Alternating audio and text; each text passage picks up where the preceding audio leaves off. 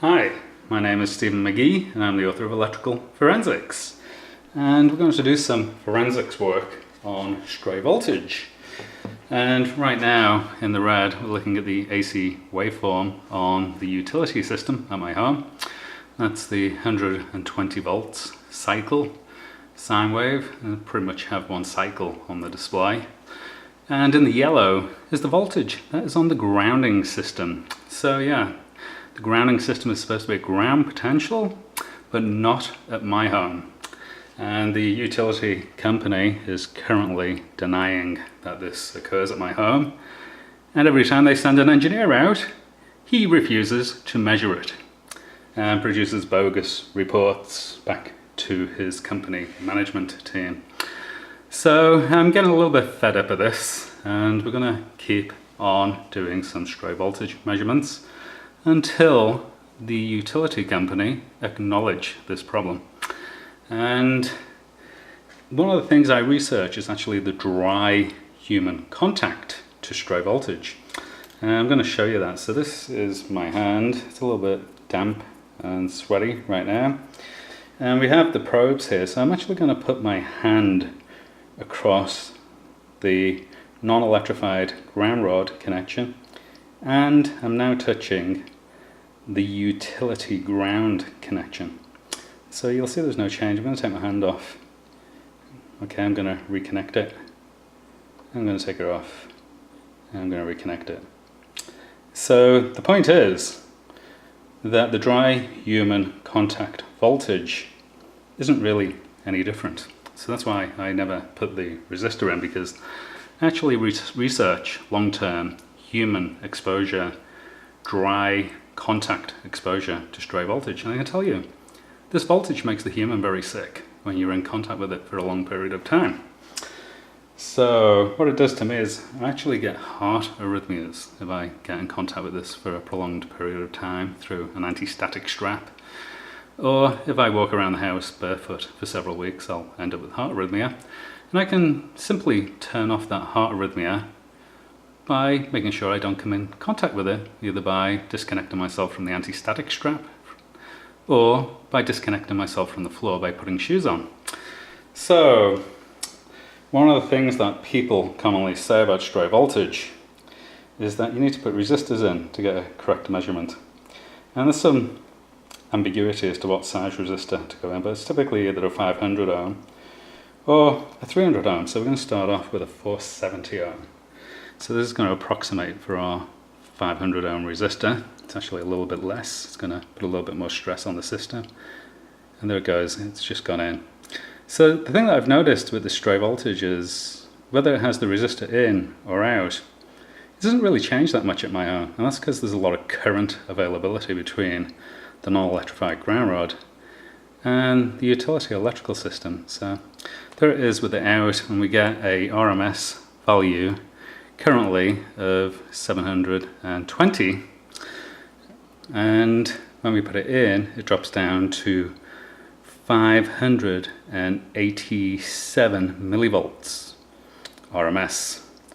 So the utility system actually has legal requirements in some states to actually be kept below half a volt RMS, and as you can clearly see, even with the 500 ohm resistor in, we have a relatively low stray voltage on the system right now because it's around lunchtime. In the evening, when everybody comes home, puts their air conditioners on, this gets very high. It gets at least 50% higher sometimes, even more. So that was our 470 ohm resistor. So we're going to move on to 330 ohm. So these resistors are supposed to equate to a dairy cow in a damp dairy parlour standing on a wet concrete floor. Okay, so this dairy cow is now going to get connected to the wet dairy floor. So we still have 530 millivolts on the grounding system, which exceeds the half a volt that the dairy industry set. So this exceeds dairy industry standards, even with the resistor in. And without it, we're well over it. We're getting 710 millivolts without it. So put it back in, we're down to 539 on the RMS. So we're actually going to push it a little bit further. So we're going to go to a 220 ohm resistor right here. So we're going to put this one in and we're going to see what happens. Okay, so it just got connected. So we're right on the limit now. We're on 483. It's varying a little bit, 477 on the RMS at 220 ohms. And without it, we're at 705 millivolts. And we're going to push it a little bit further. So we've got this 100 ohm resistor that we're going to put in between the utility ground and the non-electrified ground rod. So there we go. It's now in on the system. And this 100 ohm resistor's really pulled it down. So this is probably equates to a few 400-pound hooved dairy cows in a milking parlour, and we're getting 334 millivolts RMS. So during this time our voltage on the stray voltage waveform has dropped somewhat. We're down at 694 millivolts right now. And just to verify the accuracy of this oscilloscope, so we can see it just peaked up. So we're getting 783, 801 is what we're getting on this multimeter, and the oscilloscope is reporting 820 right now. So the multimeter and the oscilloscope are actually reporting almost the same value, so there's no doubt about the accuracy of the oscilloscope, and you know, it appears that the multimeter is very accurate also. So we have two different measuring devices reporting the same voltage on the waveform.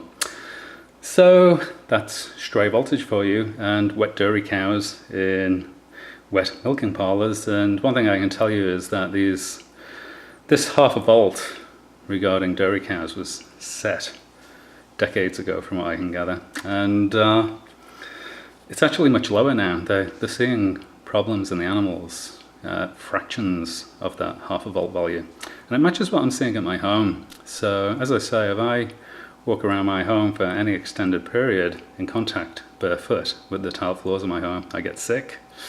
And if I connect into the system with an anti-static strap for any period of time, I also get sick. And that happens at much lower voltages than what we're looking at right now. So there seems to be a lot of fraud going on regarding stray voltage, and it certainly is something that my utility company refuses to measure at my property. They will not bring an oscilloscope to my property. I've never seen them do that, and I've never seen them connect to a non-electrified ground probe. But interestingly, every engineer and technician that comes to my property says that this problem that we're looking at right now does not exist. It's not present on my property.